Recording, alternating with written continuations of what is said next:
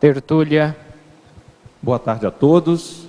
Hoje é dia 28 de dezembro de 2015, segunda-feira. Estamos iniciando mais uma tertúlia. O verbete de hoje é de número 3615. Ele é constituído de 5 páginas, contém 45 logias e 16 máximos. O título é Exemplarismo Invexológico, da especialidade em Vexologia. E vai ser aqui apresentado pela verbetógrafa estreante, a professora Niadva Viveiros. A professora Niadva, ela é brasileira, natural de Porto Velho, no estado de Rondônia. Atualmente é estudante de psicologia. Ela é voluntária da Conscienciologia desde 2011 e docente da Conscienciologia desde esse ano, 2015. Definologia. O exemplarismo invexológico é a vivência de esforços, atitudes, comportamentos, priorizações e valores sadios por parte da consciência jovem, inversor ou inversora, capaz de proporcionar repercussões homeostáticas a outras consciências por meio da aplicação da técnica da inversão existencial. Pensenologia, nós destacamos o holopensene pessoal da antecipação da maturidade, o holopensene das ideias pró-assistenciais, a retilinearidade autopensênica desde a adolescência, a autoconfiança perante as pressões holopensênicas.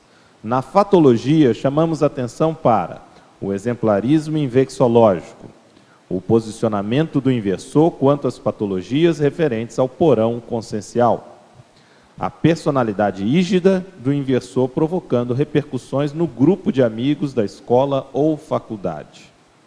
A priorização da escrita de verbete da enciclopédia da Conscienciologia desde a juventude, a maturidade antecipada, a automotivação quanto à interassistencialidade desde cedo.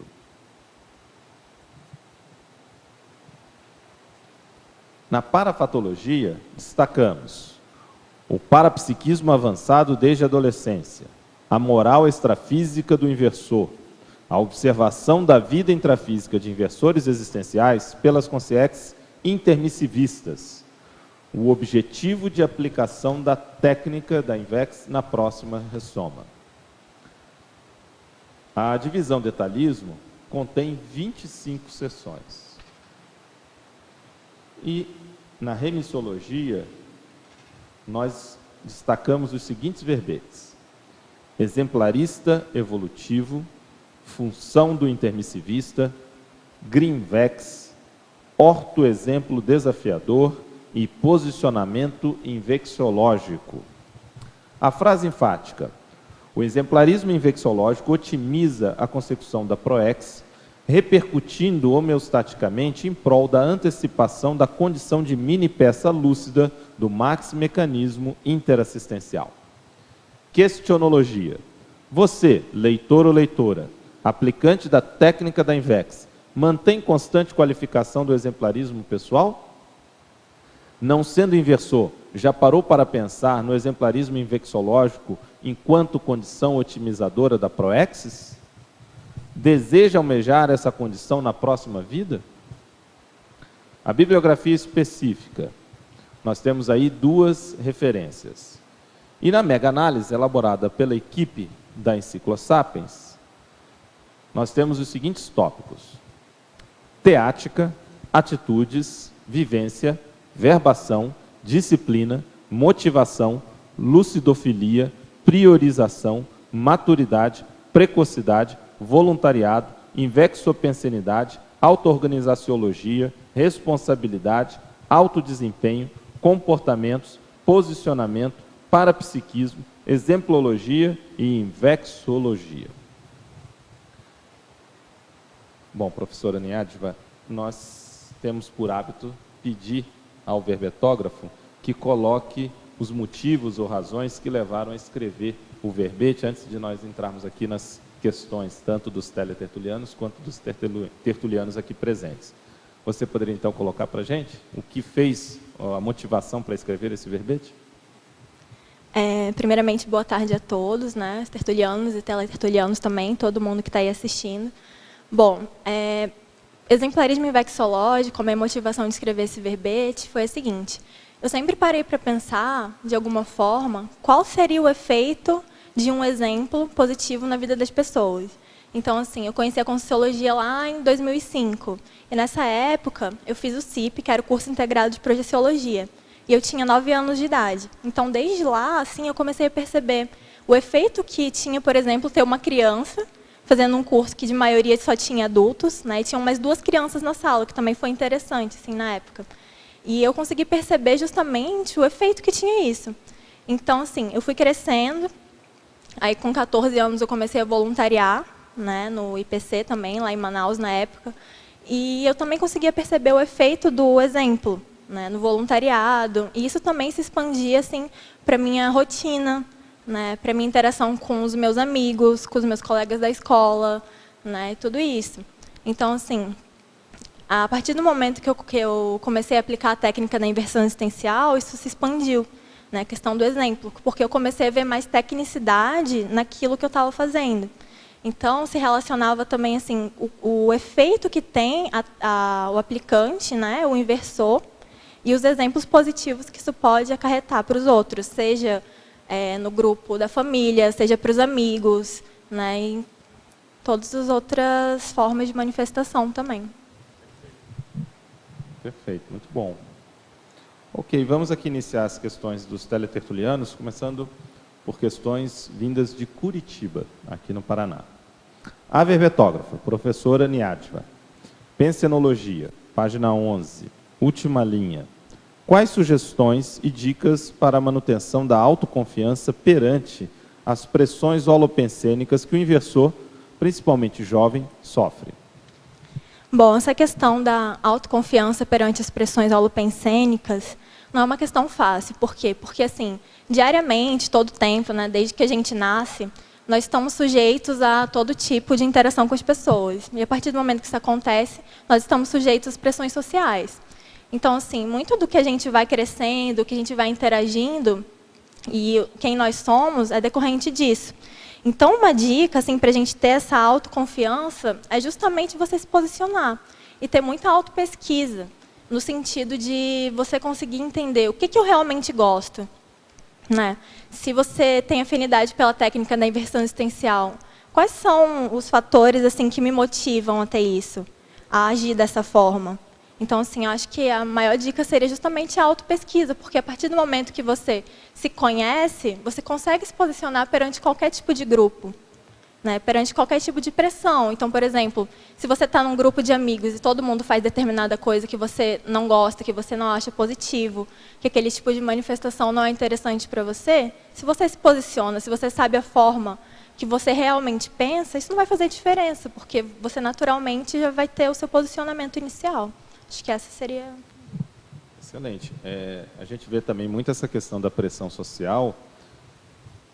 Historicamente se pensa, né, a sociedade, os pais, as pessoas mais velhas, mas há muita pressão social entre os pares, né, ou seja, os outros jovens. E principalmente na adolescência, o inversor ele acaba estando numa situação que é muito comum para a juventude, até por aquela questão natural do desenvolvimento, de necessidade de aceitação social, de fazer parte de um grupo, né, o senso de pertencimento, e é uma questão também de definição da identidade, então uma certa oposição em relação aos pais e uma busca, né, pelos pares. E nesse sentido, muitas vezes a pressão social ela vem mais de maneira lateral, né, ou de maneira horizontal do que do ponto de vista vertical, né, dos pais aí. Vem mais dos amigos, dos colegas, dos grupos no qual o jovem, o inversor, a inversora estão inseridos, né? Hoje, por exemplo, muito a questão de drogas, né, seja maconha, seja até drogas mais pesadas, muitos jovens acabam tendo uma pressão muito grande de fazer parte disso, ou tatuagem, né, e outros elementos para que tenha uma certa aceitação. A questão que eu acho mais importante nisso é porque, assim, como eu estava falando antes, né, desde que a gente nasce, a gente tem essa constante influência. Né, e como você estava falando, não é uma coisa fácil você se posicionar. Porque, assim, a gente vive em sociedade, que ser humano que não quer ser aceito, é da nossa natureza. Né? A gente já nasce querendo ser aceito, então a gente começa a fazer as coisas de acordo com aquilo que a sociedade nos traz. E, assim, é comum essa dúvida e essa angústia, muitas vezes, né? Como é que eu vou me posicionar perante todo mundo, todos os meus amigos que agem daquela forma, mas eu não quero agir? Não é uma coisa fácil, mas, como eu estava falando antes, a partir do momento que você se conhece, que você consegue definir, essas são as minhas prioridades, essas são as minhas vontades, de fato, não porque as outras pessoas estão falando, né, ou porque alguém está te influenciando daquela determinada maneira. Eu acho que você foi no ponto, já lhe passo, Paulo, você foi no ponto quando você falou a questão do posicionamento, né? Quer dizer, o jovem já, desde cedo, já pensar sobre isso de maneira consciente, autolúcida, o que é se posicionar, não é? Isso é muito sério, porque às vezes tem muito aquela tendência de ser rebelde, né, de ir contra as regras e tudo, até numa questão, como eu falei, vamos dizer assim, se autoafirmar, né? O processo da identidade entra muito por essa autoafirmação, e acaba, na verdade, sendo mais do mesmo, fazendo o que todo mundo está fazendo. E não tem uma ilusão de identidade ou de autoafirmação. Eu lembro uma vez uma entrevista do Lobão, né, roqueiro Lobão, e ele falando que chegou um ponto que antigamente o rock tinha muito essa ideia de ir contra a corrente, né, de ser da rebeldia, de ir contra o tradicionalismo. Então, até a maneira de se vestir, quer dizer, tem todo vamos dizer assim, uma identificação. E chegou num ponto que isso foi tão industrializado que virou um padrão. Então, o que ele fez, né, para ir contra isso? Ele fez numa das capas de um dos discos dele, ele colocou ele de terno e gravata, um disco de rock, justamente para contrapor, para chamar atenção para isso, porque padronizou, não é? Eu não estou querendo aqui utilizar rock como referência de lucidez, não. Só estou falando dessa questão de como as pessoas acabam entrando e ficam, vamos assim, um rebanho, né?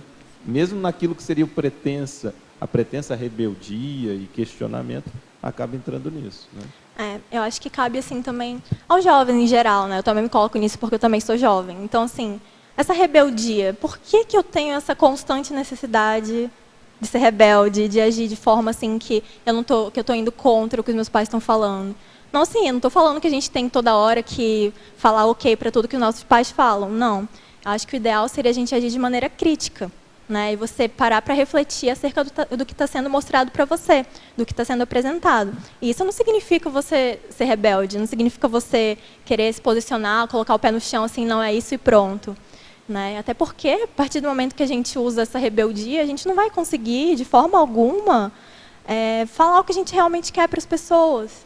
Né? Porque, imagina, se a gente chega gritando, falando, querendo se posicionar dessa forma com os nossos pais, não vai adiantar de nada.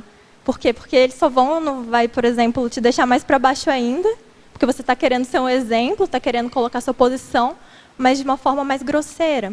Então, assim, usando a calma, tranquilidade, conseguindo ser uma pessoa mais pacífica até nessas relações, aí você consegue se entender melhor, consegue entender por que essa minha necessidade de estar agindo sempre dessa maneira. E falta o que você falou do autoconhecimento, né? Paulo. Niadiva, parabéns, né, pelo verbete. Obrigada. Eu queria ver nesse viés aí da questão da autoconfiança, porque realmente é muito comum as pessoas, os adolescentes, terem justamente a falta de confiança. Você colocou aqui na sindromologia cautela quanto à síndrome de Maria vai com as outras, o autocorruptor, como todo mundo faz, né? Então, queria saber se no seu caso, eu vejo que sua mãe também era da Conscienciologia, né? O que você acha que te ajudou a ter mais essa autoconfiança? Se você fizer uma retrospectiva desde os 9 anos, ou desde que você se entende por gente, né? O que te ajudou nessa autoconfiança? Lógico que a família possivelmente foi aí uma âncora, né, para esse seu processo. Será que você poderia dar o seu exemplo, talvez ajudar outros adolescentes que estão com esse processo de insegurança, de necessidade de aceitação? O que você poderia falar nesse caso? Acho assim, essa questão da família ajuda bastante, né? Porque é o primeiro contato que você tem desde que você nasce. Então, assim, esse apoio, ele é muito importante, mas a gente tem que pensar que nem todo mundo vai ter sempre esse apoio, né? E que nem sempre vai ser fácil você agir da forma que você realmente pensa. Mas, assim, no meu caso, eu acredito que essa autoconfiança vinha do fato de eu me identificar, né? Por exemplo, com as questões da conscienciologia, né, com as questões assim desde cedo. Então eu ouvia, não era uma coisa que era jogada para mim, eu simplesmente aceitava essas ideias. Era uma coisa que fluía naturalmente, né? Então assim, essa autoconfiança perante essas pressões, muitas vezes também, não estou dizendo que sempre foi fácil para mim me posicionar, pensar dessa forma, nem nada disso. Mas assim, a autocrítica também me ajudou nesse caso, né? Eu pensar, é realmente isso que eu quero? Porque fluía de forma natural. Então eu pensava, ok, legal, flui de forma natural e eu me identifico com essas ideias, né? Tudo isso. Mas também, é realmente isso que eu quero? Então essa autocrítica foi realmente que sempre me ajudou nesse caso. Uhum. Você coloca também aqui na parafotologia da autovivência precoce da projetabilidade lúcida e parapsiquismo avançado desde a adolescência. Os seus pais reagiam bem, então, em relação a essas manifestações? E como é que era isso quando você era garota? Assim, eu comecei a ter projeção mesmo, lúcida, quando eu tinha 14 anos. Assim, minha mãe sempre me apoiou nisso, porque ela já era do espiritismo anteriormente. Assim, depois a gente conheceu a Conscienciologia numa ocasião que nós três fizemos o curso juntas. Então, isso foi mais fácil nesse aspecto. Mas sempre foi tranquilo lidar com isso por conta, né, da minha mãe, que me apoiou nisso.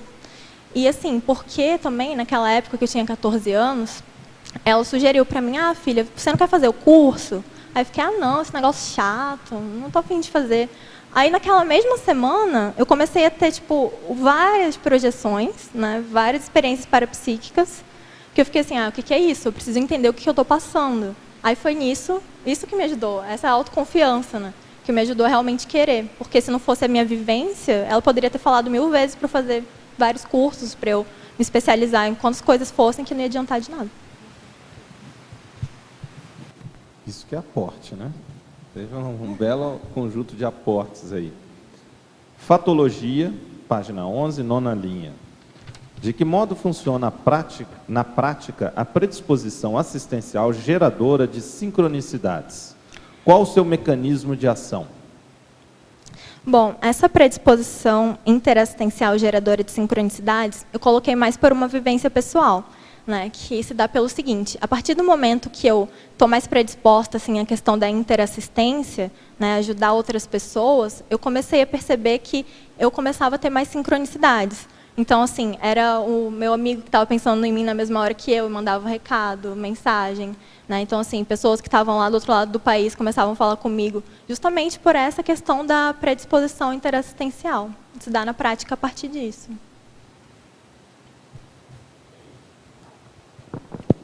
Niadva, tudo bem? Eu queria te perguntar ali da página 13, você ali no trinomiologia, você coloca auto-organização, rotinas úteis e produtividade. Eu queria saber, na tua experiência, como que você trabalha isso? É o terceiro parágrafo ali, trinomiologia. Trinômio é auto-organização, rotinas úteis? Isso. Rotinas úteis, produtividade. Ainda não está. A questão da auto-organização, rotinas úteis, produtividade, eu faço da seguinte forma: eu tenho assim, um cronograma referente ao que eu vou fazer na próxima semana. Então, assim, essa é a forma de organização que eu acho mais tranquila, porque você consegue ver, assim, desde o momento que você acorda, né, durante o seu dia, o que você tem que fazer e quais são as metas que você tem que realizar naquela semana. E aí você coloca, então, por exemplo, assim, um dia, no domingo, alguma coisa assim, no sábado, você planeja as metas da semana. Isso. E como que você trabalha esse aspecto de disciplina? Você tem alguma dica? Assim? Então, eu percebo assim, que essa questão da disciplina, quando a gente faz o cronograma, ajuda bastante. Porque como você tem a questão assim, daquele horário eu vou estar fazendo tal coisa, aí você consegue se organizar naquela semana. Você consegue seguir isso bem? Então, depende do... Assim, muitas vezes, quando eu comecei a fazer, era mais difícil. Sim. Aí, assim, agora eu estou conseguindo seguir. E tem semanas ainda que dá aqueles altos e baixos, mas eu estou firme aí no cronograma, implantar o cronograma. Sim. Uhum. Tá bom, obrigada. Agora, são questões de Caxias do Sul, no Rio Grande do Sul. Parabéns pelo primeiro verbete, Niadva. Fatologia, página 11, quarta linha. a condição do inversor voluntário da instituição conscienciocêntrica, sendo membro mais jovem do grupo. Quais são os principais benefícios que enxerga nisso e quais as principais dificuldades? Os principais... Quais os principais benefícios e as principais dificuldades do jovem inversor voluntário na IC? Tá. Bom, nesse caso, eu vou colocar a experiência que eu tinha lá no IPC, porque, assim, na Sinvex isso se torna de uma forma mais tranquila, porque as pessoas são mais ou menos na mesma faixa etária, então tem pessoas mais jovens. Mas, assim, na época que eu voluntariava no IPC, em Manaus, era uma coisa interessante. Tinha justamente isso que perguntaram, né? Que a pessoa de Caxias do Sul perguntou. Tinha justamente essa facilidade, que era o fato de eu conseguir amadurecer bastante, né? Porque eu estava sempre em contato com pessoas que eram mais velhas, assim, né, na faixa etária, pessoas mais maduras. Então, isso me facilitava pensar diferente. Então, assim, eu tinha esse contato com os voluntários em geral, e isso me fazia ter uma predisposição até essas ideias mais lúcidas desde cedo. E eu acabava levando isso para os meus amigos, na escola e tudo isso. A dificuldade é aquela, né? Eu sempre era, mais ou menos assim, vou dizer, o chaveirinho do grupo, porque eu era mais nova, né? Então, assim, começar com 14 anos, 15 ali, então você tinha esse fato, assim, de muitas vezes você não ser visto como o voluntário. Você era, tipo, voluntário ali, mas, tipo, sim, mais diferente. Mas, assim, a partir do momento que eu conseguia assumir mais coisas, assumir mais trabalhos e, assim, conseguir realmente botar aquilo em prática, isso fazia toda a diferença. Aí entrava o exemplarismo, né, na época. Traduz chaveirinho.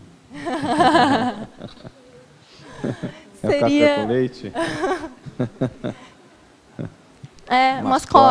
Mascote, exatamente. Então tá bom. Mas justamente isso foi mudando ao longo do tempo, quando eu comecei a assumir mais coisas, né? Porque antes, assim, eu comecei sendo a mais nova, então, assim, me chamavam de Nini, tem tudo isso, assim, mas ao longo do tempo isso foi mudando, porque eu conseguia mostrar que eu assumia coisas, conseguia assumir projetos e tudo isso. Hoje em dia, a gente pode considerar que tá melhor. No início até, se a gente pegar aí uns 20 anos, mais ou menos, quando o Valdo lança a proposta da Invex, não existia essa cultura de o jovem dentro da própria, né, instituição conscienciocêntrica, no caso era mais o IPC, né, praticamente só tinha o IPC, de ter um espaço. Isso foi sendo conquistado. Então, realmente não tinha uma credibilidade, às vezes tinha até uma resistência, e foi a partir do lançamento da teoria da Invex, que aí sim a juventude começou a ter um espaço maior, até por uma autoconfiança, foi o que vocês estavam aprofundando ainda há pouco, e isso foi ganhando espaço, surgimento do Greenvex e tudo. Antes não era bem assim, existia um espaço, mas não tinha um destaque, como hoje nós temos uma valorização até também da Invex. Não desvalorizando a Ressex, mas esse espaço maior, mais do que normalmente a gente vê em outras instituições, em outros grupos, né, de uma forma geral. Não é? Sim. Você quer falar? Sim. Eu acho que, assim, a questão da inversão existencial ajuda muito nesse caso também. Quando a pessoa é voluntária, por exemplo, de uma IC, né, por exemplo, IPC, tipo, ao redor do Brasil, ajuda a inversão existencial, porque eu lembro, assim, por exemplo, quando eu ouvi da técnica, eu falei, nossa, então tem jovens na conscienciologia, né? Então, assim, já era uma coisa, assim, que me ajudou a ver que eu não estava sozinha, assim, de acordo com a minha faixa etária. Né, de pessoas assim, que também estavam interessadas no que eu estava pensando, em coisas que eu já me identificava, e que também tinham pensamentos parecidos. Então, isso me ajudou bastante naquela época. E isso a gente tem que dar uma atenção especial, justamente até para fazer a renovação mesmo da própria conscienciologia, né, para o trabalho crescer. Passa, inevitavelmente, pela juventude, que inevitavelmente passa pelos inversores e inversoras existenciais, né? Então, isso que você está trazendo e o seu exemplarismo infecciológico que tenha ressonância para que os novos intermissivistas cheguem. Porque tem muito jovem aí, colegas nossos, que ainda não chegaram. Então, a gente tem que realmente ter um fator atrator maior para que mais jovens cheguem realmente, para que esse trabalho possa crescer, possa ser renovado também, né? Bom, agora uma questão de Porto Alegre. Professora Niádva, Sindromologia, página 13. Última linha. a anulação da síndrome da dispersão consciencial. Como fez para anular a dispersão? Bom, assim, eu não anulei totalmente a dispersão consciencial, acho que isso, sim, é um grande desafio para todos nós, questão da dispersão, ainda mais quando a gente fala em 2015, a gente fala em século XXI, e a gente está falando de redes sociais, a gente está falando de smartphones, né, em Twitter, Instagram, Facebook, e tudo isso, assim, é uma grande... pode ser um grande mata-burro para o inversor e para o jovem, assim, que quer ter uma rotina mais útil. Então, assim, a dica que eu dou é assim, é a gente ver realmente quais são as minhas prioridades no momento. Então, assim, no momento que eu vou estudar, que eu tenho algum tipo de prioridade, é realmente parar, deixar de lado, né? Conseguir realmente focar na sua meta naquele momento. E a partir do momento que você coloca uma meta, alguma coisa que você quer atingir, a gente não pode ficar assim, ah, não, vou olhar um pouquinho aqui de 2 em 2 minutos e continua naquilo. É realmente conseguir deixar aquilo de lado por um momento e você focar naquilo que você tem que fazer, né? E quando você tem uma meta, você tem prioridades, aí isso fica mais fácil. Porque se a gente também está assim, disperso no nosso pensamento, também não vai ser muito tranquilo dessa forma, porque a dispersão que você vai estar na sua mente vai simplesmente ressonar para a dispersão nas outras dispersões da sua vida, né? Então, a partir do momento que você consegue se planejar, colocar metas e realmente atingir, quando você consegue atingir isso, a partir do momento que você se planeja e eliminando as dispersões. Perfeito. Dentro dessas várias demandas que a gente tem no dia de hoje, né? O que para você, enquanto jovem, né, que começou com 9 anos, o que foi mais difícil para você abrir mão ou conseguir lidar com essa questão do foco evolutivo? Olha, acho que a questão das pressões sociais é a coisa mais difícil de se lidar. Porque, como eu estava falando antes, a necessidade constante que todos nós temos de ser aceitos. E para o jovem, isso não é diferente. Isso, ainda mais na fase da adolescência, consegue ser assim, bem mais difícil do que em outras fases da vida, né? Porque assim, tem o fato de quando a gente é criança, todas as meninas vão ter aquela determinada boneca, ou todos os meninos vão ter aquele tipo de videogame, né? E você vai crescendo e isso só vai sendo da mesma forma. Você vai acabando sendo engolido por essa pressão. E isso muitas vezes acontece, né? E essa foi uma das... Sim, justamente. E no meu caso, essa foi uma das maiores dificuldades. Então, assim, quando você faz 18 anos, quando eu fiz 18 anos, por exemplo, essa pressão constante de estar sempre em festa, de fato de você ter 18 anos, agora você tem que sair, você tem que beber mesmo, essa é a fase que você tem que aproveitar. Aí eu comecei a fazer isso um pouco, né, naquela época que eu fiz, assim, no meu aniversário e tudo. Pensei, nossa, mas será que isso é pra mim? Será que é isso mesmo que eu quero? Aí foi essa reflexão que eu fiz na época e assim, eu consegui abrir mão disso, não porque estavam falando, não porque a inversão existencial estava dizendo, ó, não tem bebida, não tem nada disso. Eu fiz minha autocrítica e parei para pensar, olha, isso não é para mim. Foi isso. Alô. Vamos lá, meu carro. Aqui na última interação, se fala na interação jovem lúcido, adulto inexperiente. Qual página é o cara? Na página 13, página Interaciologia, 13. O último item. Interaciologia? Mas eu queria que você fizesse um cotejo com o paradoxo, na mesma página, o exemplarismo paradoxal do jovem versor existencial inexperiente, reeducando o adulto veterano intermissivista. O cotejo interessa os 2 itens. Entre o paradoxo... Ou comentasse separadamente. O paradoxo é... O exemplarismo paradoxal do jovem versor existencial inexperiente, reeducando o adulto veterano intermissivista, e um cotejo com isso em relação na interaciologia. A interação jovem lúcido, adulto inexperiente. Isso. Ok, isso é bem interessante, por quê? Porque muitas vezes o jovem tem o fato assim, de a gente pensar que só porque a pessoa é mais velha, começa a te dar a opinião dela, alguma coisa, você logo fala assim, não, a sua opinião não importa, você está caducando, você é mais velho, e assim, o meu jeito de pensar é o mais atualizado e tudo isso. E muitas vezes também pode acontecer o fato de a pessoa que é mais velha, né, mais madura, chegar e falar, não, você é jovem, você ainda não tem experiência de vida, né, tudo isso. Mas assim, o mais interessante é a gente começar a pensar no exemplarismo que cada uma das gerações tem para dar uma para a outra. Então, assim, eu sempre vou ter o que aprender com as pessoas que são mais maduras, obviamente, já viveram mais, assim, em termos de idade intrafísica, né? E, assim, é muito interessante isso também, quando a gente pensa que, assim, o adulto inexperiente, mas, assim, a pessoa mais madura, também tem o que aprender com a pessoa que é mais nova, mais jovem. Não é só porque, assim, por exemplo, a pessoa tem 14, 13 anos, que ela não vai ter também o que ensinar. Né? Se a gente parar para pensar, assim, por exemplo, cada um que está aí escutando, né, em casa, ou todo mundo que está aqui, será que a gente consegue imaginar ou lembrar de algum jovem da nossa família ou do nosso ciclo que seja mais maduro que alguém mais velho? Né? Então, assim, tem esses dois casos. E é muito interessante, gente, também, os inversores, no geral, os jovens, terem o pé no chão. O que eu posso aprender com as pessoas também que já passaram por muita coisa, que têm muita experiência de vida para me trazer, né? E vice-versa. Inclusive, até hoje, dentro da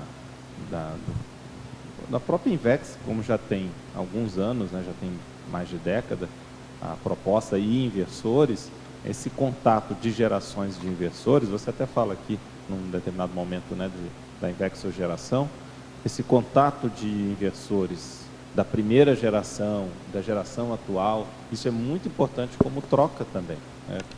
Não só pessoas experientes que não estão na Invex, mas entre os próprios inversores também. Claro, com todo mundo, né? Acho que você tocou num ponto muito importante, porque às vezes tem preconceito de ambos os lados. Você tem lá o jovem que acha que a pessoa de mais idade já está ultrapassada. E você tem a pessoa de mais idade que acha que o jovem é o inexperiente. Quer dizer, que não tem o que contribuir por ser inexperiente. Então, a gente tem que fazer o contrário.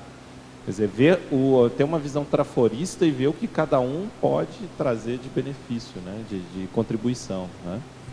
É interessante isso que você trouxe da Invex Geração. Tem o verbete, inclusive, da Virginia Ruiz, que ela fala, né, que se alguém quiser aprofundar, é bem interessante, que ela fala justamente das diferenças das gerações de inversores, né, que ocorreu em Brasília, não sei se você estava presente, que o Valdo lançou a proposta da inversão existencial. No Congresso Brasileiro, lá em Brasília. Isso, exatamente. De projeciologia. O CIPRO em Brasília, né, que ele lançou a técnica da inversão existencial. Então, assim, desde aquele momento já começou a ter aquela geração de inversores. Esse pessoal está aqui hoje, então é muito interessante se pensar que aquele pessoal começou inversor lá atrás, que era o pessoal que era mais jovem, hoje em dia são as pessoas que são líderes aqui na... E continuam jovens, sim, né? Defesa, autodefesa. Continuam jovens, não é isso, Viviane? Você também é daquela época. Tá bom, tudo bem. Entendeu? Você vê, né? Jovens são perenes da juventude. Então todo mundo continua jovem, isso, mas assim, os mais experientes isso. daquela época, exatamente. Então, assim, é muito interessante ver os futuros líderes, né, que se tornaram justamente essas pessoas. E a gente, assim, o pessoal que está, assim, dessa geração de inversores, pensar como que eu quero estar daqui a 20 anos? Quais são as metas que eu quero ter daqui a 20, 30 anos? O que eu quero ter realizado? Aonde eu quero chegar? Agora, você tocou num ponto que eu acho muito importante, a gente já teve muita discussão, digo, eu e vários inversores veteranos, o próprio pessoal da Sinvex também. Eu fiz parte dessa faço, né, parte dessa primeira geração, quando o Valdo lança, e sou um dos fundadores do Greenvex, né, do primeiro Greenvex lá em 9 de fevereiro de 92, né? 9 de fevereiro de 92, se eu não estou errado, é isso aí. Foi quando foi criado o Greenvex. Na época era GPC, né? Grupo de Pesquisa da Consciência, e depois é que se tornou Greenvex. Mas o que a gente vê? Você tocou nesse assunto das lideranças, né? Que aquela base, e aí a gente tinha os Greenvex em vários estados, né? Em várias cidades, e hoje muitas dessas pessoas que estavam distribuídas, né, nos Greenvex se tornaram coordenadores de ICs, EPICONs, né? Assumiram a liderança e estão à frente aí de muitos dos trabalhos da Conscienciologia. O que eu observo, e eu acho que isso tem que ser de alguma forma retomado, é que havia um comprometimento, um senso de responsabilidade muito maior, pelo menos naquela primeira geração. Não estou falando que ela é melhor, que ela é pior, tá? Porque eu acho que isso é uma coisa para vocês debaterem agora que vocês estão trabalhando mais em cima da questão da Invex. Havia um compromisso, e desde muito cedo, todo mundo fazendo faculdade, né, fazendo o seu início profissional, as pessoas estavam com voluntariado forte, né, mantendo aquilo. Então isso eu acho que é importante ser retomado pelo próprio, né, a nova geração de inversores, de estarem presentes, de estarem participando, fazer isso que você está fazendo aqui, está aqui defendendo o verbete, assumir um protagonismo maior. Então eu vejo assim, tem uma das portas de entrada da Conscienciologia deve ser através da Invex. Tem que haver um fluxo maior de jovens chegando na Conscienciologia a partir dos próprios inversores existenciais, a Invex e tudo. Então isso tinha que ser pensado, quer dizer, ir até os jovens que estão por aí, distribuídos, espalhados, dispersos, jovens intermissivistas, e começar a fazer essa convocação, começar a fazer essa atração, para a gente poder ampliar, consolidar muito da própria ideia da Invex. Porque a Invex, a gente estava falando de rebeldia, é uma das ideias mais rebeldes que tem, do ponto de vista de paradigma. É uma das ideias mais subversivas que tem, é justamente a ideia da Invex, quando você vai em relação aos valores da sociedade, a questão de não se casar, de não ter filhos.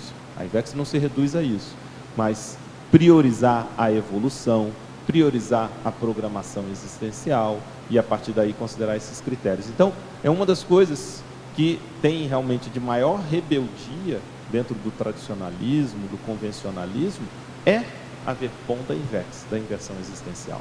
Então eu acho que tem que ter pessoas como você, para que realmente comece a falar mais sobre isso, a trazer mais sobre isso, que vá ao encontro dos jovens, que comece a estudar mais. Acho que uma das coisas que é importante é estudar a juventude. Quem é o jovem atual? Eu não estou falando do jovem inversor simplesmente. O jovem atual. Quais são os mataburros da juventude atual? E quais são também as oportunidades, os aportes da juventude atual? E como que pode ser feito esse contato mais próximo entre o jovem inversor intermissivista e o jovem que está lá fora, que ainda não tem essas ideias, que não está discutindo? Porque a internet ajudou muita coisa, mas como você falou, a internet, por outro lado, com a dispersão hoje, isso ampliou demais, não é? Então, isso acaba, por um lado, ajudando, mas por outro também dificultando. Então, como atuar nisso para que a gente possa trazer os intermissivistas? Porque, na minha opinião, tem mais intermissivista renascendo. Não é? Tem mais com os réus. Então, tem que ter, por um lado, para dar um equilíbrio, não é a mesma quantidade, é menos, mas tem que ter mais intermissivista do que era antes. Do que era, por exemplo, na década de 90, do que era nos primeiros 10 anos do século XXI. Então, vamos ver o que pode ser feito para começar a fazer essa convocação dos intermissivistas, né? Okay? Para concluir, eu acho que no exame desses dois pontos, pode-se dizer, como você colocou aí no meio do verbete, que eu não localizei, que cada geração pode, né, usar o trafor imitável e o trafor evitável de cada geração. Perfeito. Niádvia, parabéns pelo verbete. Você não imagina como eu fico feliz de te ver aí defendendo Obrigada, tão bem tuas ideias. É dentro dessa interação jovem lúcido, adulto inexperiente. Na sua experiência, quando você quer fazer uma TARES para um adulto inexperiente, qual tem sido assim a sua percepção? Você tem sentido facilidade? Quais são as maiores dificuldades que você tem? Assim, quando a gente está falando com, normalmente, alguém que tem mais idade que a gente, né? A primeira coisa é a pessoa levar em consideração que você é mais novo, né? Então, assim, essa é uma das primeiras dificuldades que eu vejo. Mas, a partir do momento que a pessoa olha para você e ela vê que você não está querendo simplesmente empurrar as suas ideias para ela, não está querendo simplesmente convencer ela daquilo que você está pensando, e sim, você só está com o olhar de querer ajudar, de querer apoiar, isso muda totalmente. Né? A pessoa começa a te ver como um jovem, né? Continua te vendo como um jovem, mas um jovem que tem ideias mais retilíneas, consegue expressar o que você está realmente pensando, e sem querer simplesmente julgar ou falar que a pessoa está sendo errada. Né? Porque, assim, muitas pessoas, né, essa é uma dificuldade geral, assim, que tem essa dificuldade ou simplesmente essa vontade de ser escutado de alguma forma. Então, a partir do momento que você começa a escutar e expor suas ideias, né, para um adulto, vamos dizer assim, e a pessoa consegue ver que você está com uma vontade positiva mesmo de estar passando ali para ela, acho que se torna mais fácil, tranquilo. Na minha opinião, eu faço assim, na verdade, Patrícia. A minha pergunta é a respeito... como é a aceitação do grupo da Socim? Porque você comentou que, uma época, você chegou a se questionar se isso era para você ou não. Mas eu vejo assim que você é uma pessoa muito articulada, assim, você tem um domínio do pensamento, da palavra, da expressão. E a minha pergunta agora é mais relacionada à aceitação e se você já desenvolveu assim um tipo de comunicação diferente para abordar a pessoa e expressar que você é uma pessoa que já tem uma bagagem assistencial. Então, se você já desenvolveu uma comunicação diferente, que você já repetiu ela várias vezes para várias pessoas, e se você já tem essa compreensão ou se você acha isso sem importância? Eu acho que tem bastante importância e, assim, o que eu faço, na verdade, eu procuro não olhar a pessoa, assim, independente da idade dela, né? Você tem que tentar agir, você tem que tentar pensar de acordo com o que a pessoa pensa, de acordo com a realidade que ela vive. Porque a gente não sabe o que todo mundo está passando, né? A gente não faz ideia do que, por exemplo, a pessoa que a gente passou na rua, que a gente foi mal educado, por exemplo, a gente não sabe como foi o dia dela. Né? A gente não sabe o que a família dela está passando, o que os amigos dela estão passando, a gente não sabe da proexis dela, da programação existencial dela, não sabe de nada disso. Então, assim, você sabe que ela é uma consciência, né? E todo mundo, de alguma forma, precisa de ajuda. Então, assim, eu acho isso de extrema relevância. E, de acordo com o que você perguntou, eu acho assim, uma coisa que ajuda bastante é você procurar ter uma retilinearidade, independente da idade da pessoa. Então, você, assim, olhar, por exemplo, se for uma criança conversando com você, tenta agir de acordo com a realidade dela. Tenta falar um linguajar mais tranquilo, que ela vai te entender. Tenta perguntar assim, e aquele joguinho de não sei o quê, sabe? Isso ajuda bastante, porque você consegue criar um rapport. E se a pessoa for mais velha, eu tento justamente olhar a realidade que a pessoa tem. Né? Conseguir falar com, por exemplo, palavras que sejam mais elaboradas, para conseguir ter assim... Não digo aceitação, mas que a pessoa consiga compreender melhor o que eu estou falando, né? Que eu também, por exemplo, posso ter coisas positivas a passar. Uma palavra que pode, talvez, sintetizar isso que você está trazendo é empatia. Né? Empatia, exatamente. Criar a empatia. Eu acho que resume, né, bem. Fala, Paulo. Queria pegar naquele gancho do posicionamento do Loche em relação à questão até da responsabilização e trazer aqui para a sua questionologia, que você fala na manutenção da qualificação do exemplarismo. Né? Você coloca você, leitor ou leitora, aplicante da técnica da INVEX, mantém constante qualificação do exemplarismo pessoal. Como é que para você vê que seria essa qualificação? Como é que você falou do exemplo, né? Deu vários exemplos sobre isso. Agora, como é que você vê que seria essa sua qualificação, sua e no geral dos inversores? Eu vejo assim, o inversor, né, a pessoa por ser jovem também, a gente tem a tendência a achar que só porque é jovem, que já tem 20 anos, já está escrevendo um verbete, que isso já é tudo na vida. E não é. Que a gente já está assim, no ápice de tudo. Mas não necessariamente. Então, assim, acho que a primeira coisa é a gente colocar o pé no chão e parar para pensar que a gente ainda tem muita coisa para fazer, ainda tem muita coisa para deixar. Né? A partir do momento que você pensa assim, você baixa um pouco a bola. Não estou falando que não seja positivo você ser inversor, que não seja positivo você também poder antecipar bastante coisa.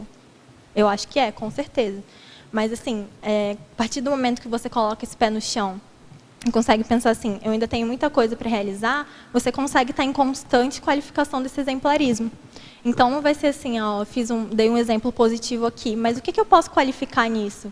Como que eu quero estar fazendo isso melhor? Por exemplo, em relação à comunicabilidade. Eu considero que, de alguma forma, já falo bem. Se a pessoa, se o inversor, já considera que já tem uma boa comunicabilidade. Ok, mas o que eu ainda posso melhorar em mim mesmo? Né? Parapsiquismo, já sou projetor. Ok, mas o que eu ainda posso qualificar nisso? Entendeu? Esse é um constante de qualificações diárias. seria na nossa manifestação diária, a gente sempre está se perguntando no que eu posso melhorar nas nossas relações com as pessoas que estão do nosso lado, o que eu posso fazer para o meu relacionamento estar sempre melhor, de alguma forma. Né? Seja relacionamento com namorado, namorada, família, as pessoas que convivem com a gente. Porque a gente também tem a tendência assim, de querer abraçar o mundo. Né? É normal, ainda mais quando você é jovem, você quer fazer muitas coisas ao mesmo tempo, você quer reagir de muitas formas assim, na hora. Mas, e como que está a minha relação com as pessoas que estão mais próximas de mim? Eu estou conseguindo ter uma relação sadia? Né? Então, é justamente essa autopesquisa e essa autoqualificação, mas com o pé no chão, não querendo estar sempre, já quero ser serenão, já quero ser desperto, mas espera aí, como é que está o meu estado vibracional, por exemplo? Como é que está a minha qualificação das energias? Posso falar? Pode falar. Nia, você falou ainda há pouco do seu voluntariado na Sinvex, que seria interessante, até pela horizontalidade, né, e tal. E aí, no verbete, você cita dos efeitos benéficos, e eu vejo que o Greenvex, pelo menos para mim, até em cima do que o Losch trouxe da experiência dele, o Greenvex é fundamental para fomentar, né, essa ideia da Invex e trazer esses intermissivistas a chegar na conscienciologia para ir assumindo mais a liderança, né? Como que é a tua experiência com relação a isso, com o Greenvex? Então, assim, o grupo de inversores existenciais foi bem interessante, né? O grupo de inversores existenciais, só para explicar, né, para quem está assistindo e não sabe, é um grupo, né, de pessoas, de jovens, que se juntam para debater questões relacionadas à inversão existencial. Tá? Então, assim, para mim foi bem interessante, porque quando eu cheguei aqui, né, eu conheci uma amiga, que até hoje, né, continua voluntariando na Sinvex, tudo isso, e foi de fundamental importância para eu realmente assim, fomentar e querer continuar dentro da inversão existencial, da Sinvex, justamente por isso que você está falando, pela mesma idade e por conta daquilo que também que eu citei anteriormente, por exemplo, do voluntariado lá no IPC, que só tinham pessoas que tinham mais idade, eu acabava sendo a mais nova.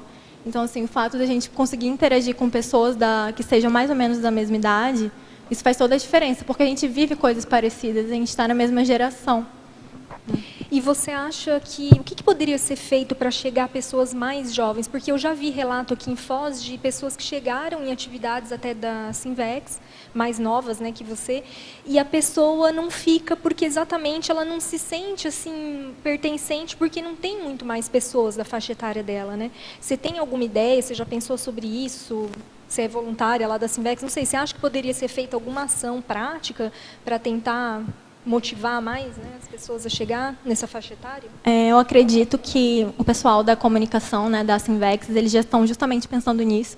Né, o pessoal de Curitiba, lá, o Pedro, o Diego, eles estão pensando justamente em fazer isso a partir da internet. YouTube, redes sociais, porque assim, é a forma que a gente mais atinge o público jovem hoje. Não tem que dizer que é outra forma.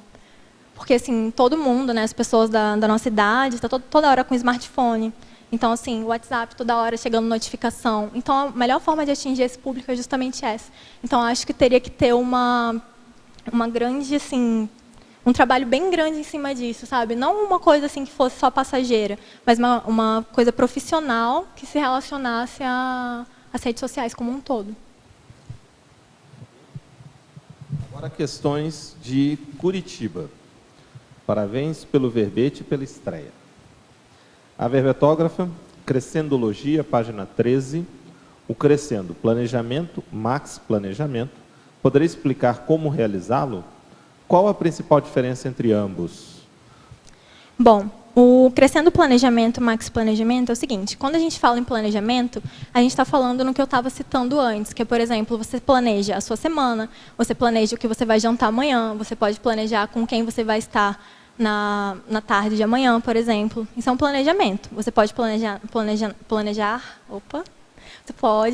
a sua semana, pode planejar o seu mês. Mas quando a gente está falando em maxi planejamento, a gente está falando de um planejamento como o próprio nome já diz, que é maxi. Ou seja, ele não envolve apenas o planejamento normal que a gente faz no dia a dia. Ele está sendo envolvido um planejamento que tem a ver com as nossas energias, a projeção consciente. Né? Então, assim, é um planejamento que ele envolve muito mais que esses planejamentos comuns. Seria um maxi planejamento assim, da nossa vida como um todo. E considerando a multidimensionalidade. Considerando a multidimensionalidade, tudo isso. A evolução e principalmente a programação existencial, né? O completismo. Isso, exatamente. Se não me engano, tem um verbete até do Felipe Colpo, que é sobre planejamento esse tema, né? vexológico. E ele fala bastante. muito do Max Planejamento. Tem o curso também na Sinvex, justamente. Interaciologia, página 13, segunda linha, a interação entre os integrantes dos Greenvex. Sugiro a correção, pois não existe o termo Greenvexes. Neste caso, o singular é Greenvex, e o plural é Greenvexes, ambos sem acento. Aí fazer a correção. Tá? Remissiologia, página 14. Sugestão de inserir o verbete repto tácito, que ocorre no caso do exemplarismo silencioso da consciência inversora. Tá? Aí são sugestões. Agora aqui uma questão de Goiânia. Essa vai para mim. Professor Losch, por acaso você sabe em qual Comunex avançada o professor Valdo Vieira ministrava seu turno mental somático extrafísico?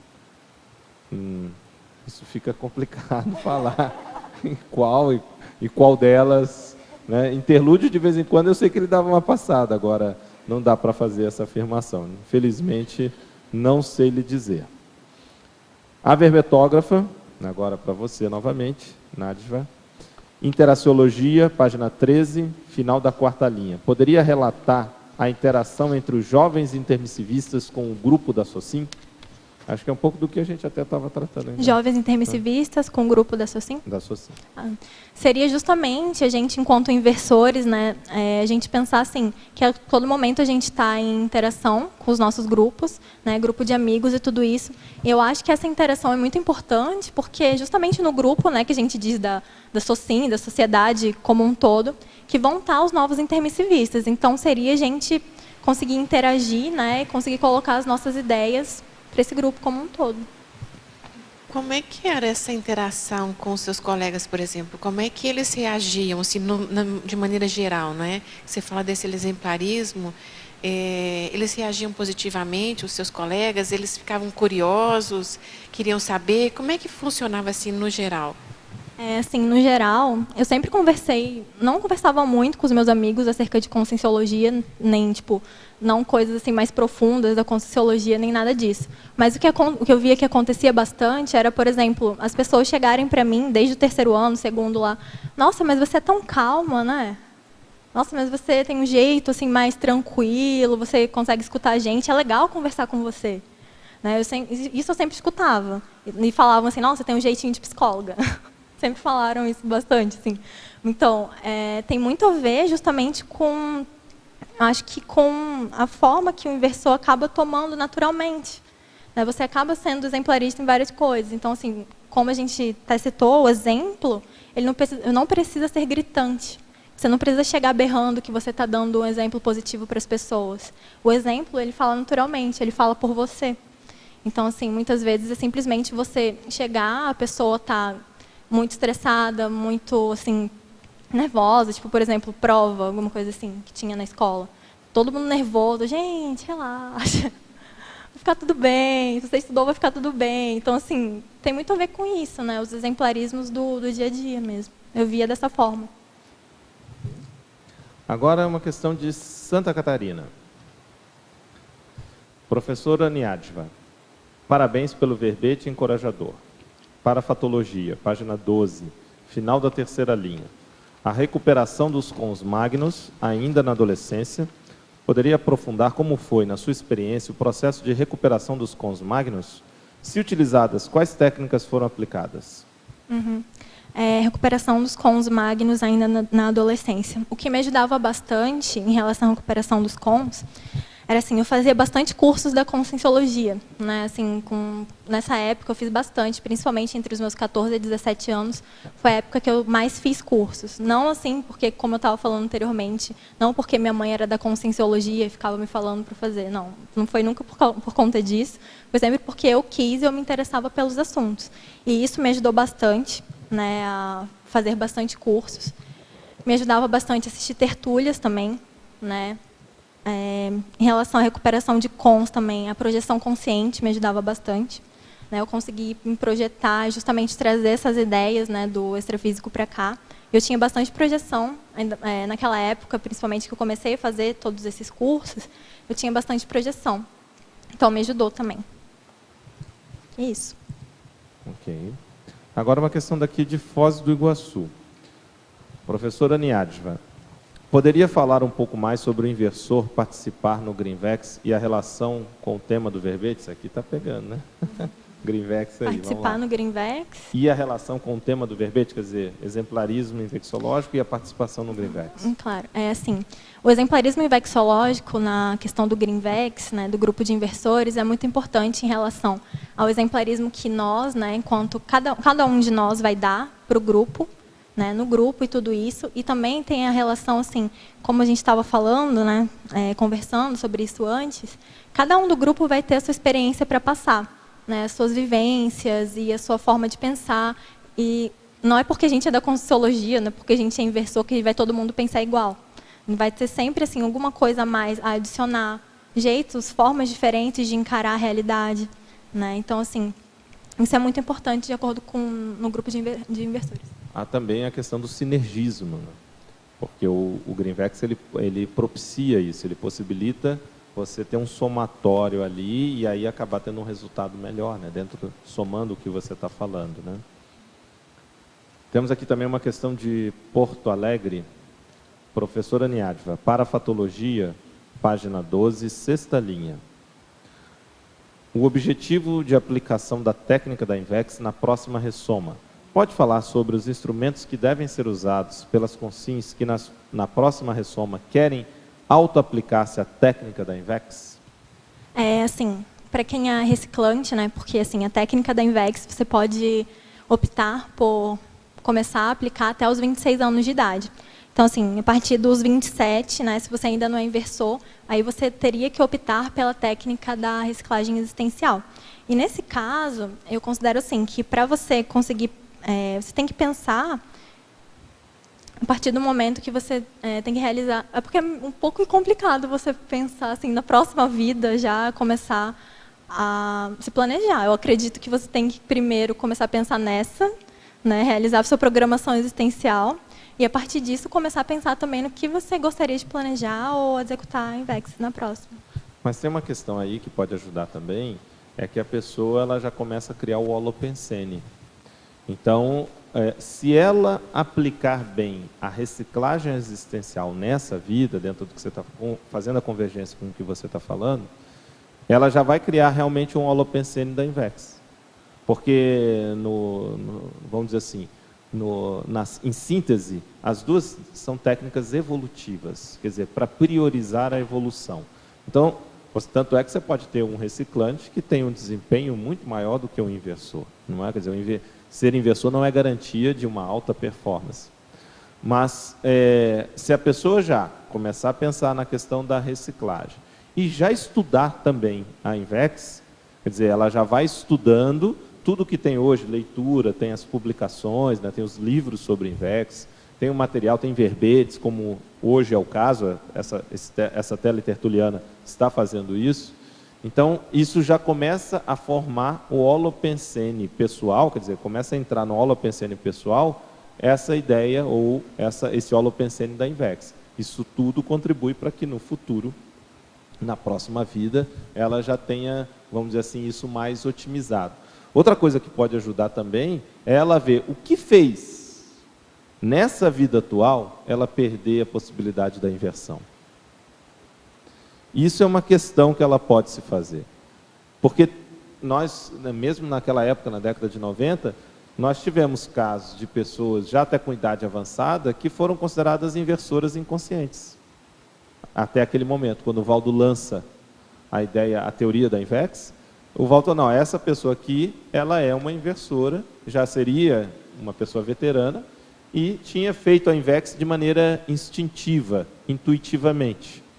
Então, veja, essa pessoa, ou qualquer pessoa que queira refletir sobre essa questão de como já trabalhar para a INVEX na próxima vida, é pensar o que foi que me fez perder a INVEX, ou a possibilidade da inversão nessa vida. E o que eu poderia fazer para corrigir isso? Porque aí, se ela já começa a trabalhar em relação a esse traço, a esse contexto, a essa situação, para superar isso nesta vida, aumenta a probabilidade, a chance dela começar a, já na próxima vida, aplicar a técnica da INVEX. Né? Então, isso aí são algumas estratégias ou dicas que podem ajudar. Né? Bom, agora uma questão de Teresina, no Piauí. Essa vai para mim. Professor Losch, boa tarde. Quero lhe sugerir uma ideia de fazer mais um livro do professor Valdo, extraído dos vídeos de tertúlia, material armazenado no YouTube, fazendo uma seleção das melhores perguntas e respostas do professor Valdo. Tem rumo esse ponto de vista? Olha, uma ideia interessante. Eu acho que aqui o Christian, né, comentou que já estão fazendo algumas coisas nesse sentido. Tem uns vídeos que agora estão saindo, né, já sendo feitas certas seleções ou fragmentos das tertúlias conforme o tema, não é isso, Christian?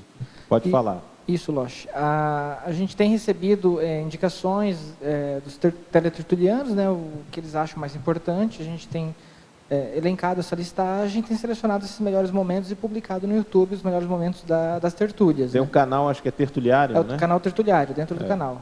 3 vezes por semana a gente faz essas publicações, às terças, quintas e sábados. E são vídeos curtos, né? Vídeos curtos de 1 a 5 minutos, né, com alguma temática específica de pesquisa. Né? Então, você pode entrar no Tertuliário, no canal Tertuliário, você digita aquela temática que você está pesquisando, vai aparecer todos os recortes, os melhores recortes das tertúlias que a gente está fazendo. Né? Lembrando que a gente tem mais de 2.500 tertúlias gravadas, né? Se for contar 2 horas cada um, é muito material para a gente estar trabalhando com ele ainda.